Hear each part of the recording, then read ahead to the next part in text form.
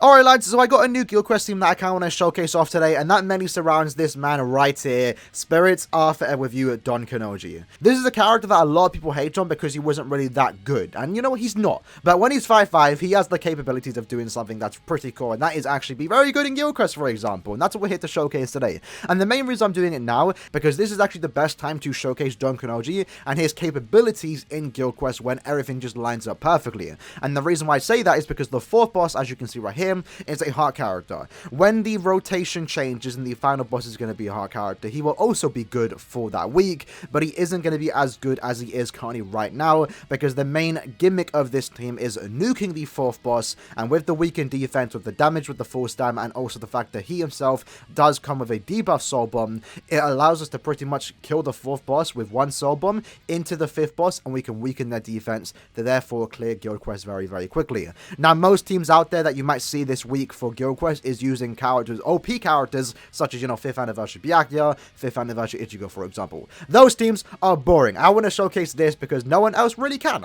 Who else out there is showcasing Don KANONJI 5'5"? I don't think there's that many people out there, so it's pretty much up to me to showcase the power of this particular character. So, let me quickly explain the team, the general thought process, and if you already know the idea of what we're doing, then you can just skip to this timestamp below. But that said, let me quickly explain the team. So, Don KANONJI, mind character, we have him T20, so he does have extra stats. We have him 5'5" with 500 additional SP. When it comes to the bonus abilities that we have given this character, we gave him 25% full stam. Of course we did, makes sense, and also weakened defense, because that's very important. When we nuke the fourth boss, he's going to get hit by the debuff effect and also weakened defense.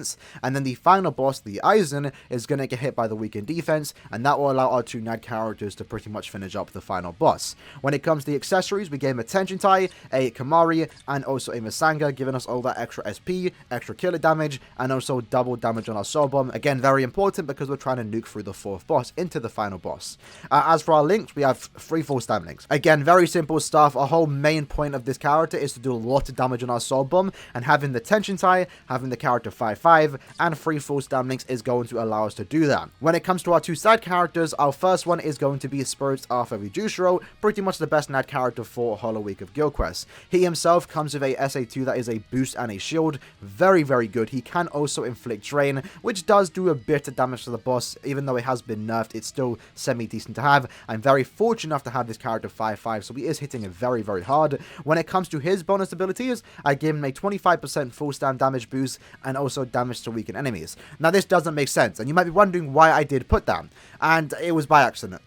Originally, I did intend to use 5th anniversary Ichigo for this current Guild Quest, and that's why I gave it to him, because I was going to nuke to the final boss with Ichigo, but I just decided to use Don KANONJI, and I don't really have the pots right now to actually change this over. I mean, I could, but I'm just going to leave it as that. If I gave it damage to burning enemies, for example, what Don KANONJI does inflict with his soul bomb, the difference in time isn't going to be that huge for me just to do it, so I'm not really too stressed about it. It is a wasted slot, but it is what it is. As far as accessories go, we have a golden chappy, a normal chappy, and also a hollow sticker. And then as for the links, we gave him 3 normal attack damage links. One of them, that being the Tsukishima, giving us an extra bit of full stam. He does provide a shield, so it is actually very likely that we're not going to get hit at all, and we're going to be able to keep that full stam. So pretty good character right there.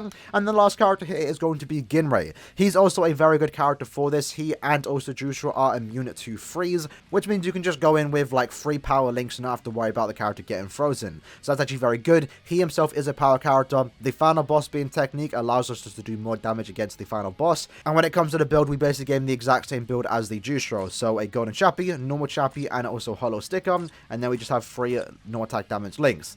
Unfortunately though, I don't have the character at 220, so I can't give him extra full stam, which definitely would have increased our clear time. He is 5'5" on the other hand though, so he does have 1000 extra attack and also 450 extra focus. I should probably level that up.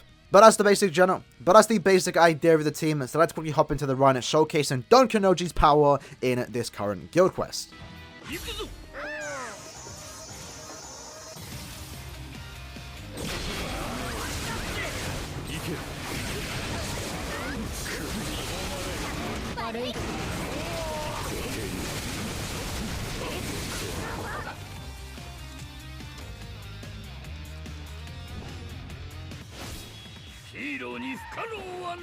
Yay!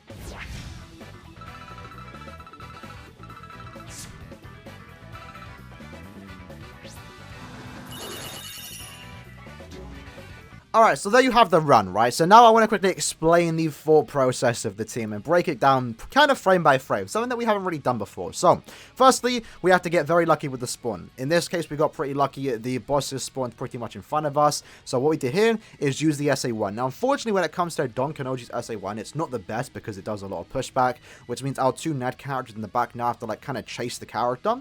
So that's what I'm doing here. I'm kind of just like, I'm not using a strong attack here because I want to save my third strong attack for the next wave, pretty much, or like going into the next wave. So I'm kind of just sitting here for like a second or half a second for my two Ned characters to catch up. And that's when they do it. When they start doing damage, I want to kind of sink their non-attacks into my strong attacks to therefore do more damage to the next wave. And that's what we kind of do. So I use my SA3. We pretty much get the next wave, which was White Zangetsu, to like kind of like half HP.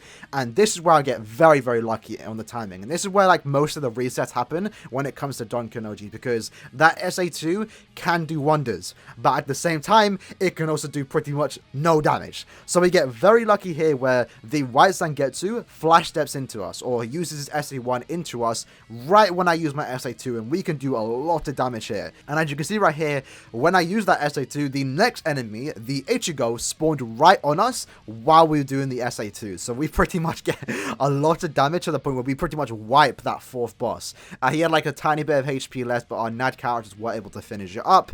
And then going into the fourth boss, we do a tiny bit of damage, but because we do have the debuff effect, because we do have a Tension tie, a character that's 5/5, a mind character with weakened defense with all the full stam, we're able to pretty much nuke the fourth boss, do a lot of damage, and go into the final boss, which is the Aizen, and that weakens his defense. And at that point, my Don KANONJI's work is done, and I can just sit there while our Nad characters do the damage. And that's what they basically do. Unfortunately, though, they take like a second or two to actually finish up the Aizen, but it's still a very good run nonetheless, and I think I'm pretty happy with the run, honestly. It could be better. It could be very better. Again, if I actually got my Ginray to maybe T20, for example, we could have potentially finished that run like a second or two faster. Maybe at the same time, if I used my third strong attack quicker, we might have been able to get like maybe a second faster. But overall, I think it's still a very good run, and we got what? Yeah, a sub 10 second. For most weeks out there, I do want to try and shoot for sub 10 seconds. In the very rare cases, maybe sub 1 second, sub 2 seconds, and thus far I've been pretty successful. So, but I said, lads, that was basically the breakdown for this week's guild quiz video. Let me know what you lads think about this team. If you have any improvements for me, let me know, right? That said, though, let me know what team you lads are using for this specific week of guild quest, and I'll see you lads in the next one. Peace.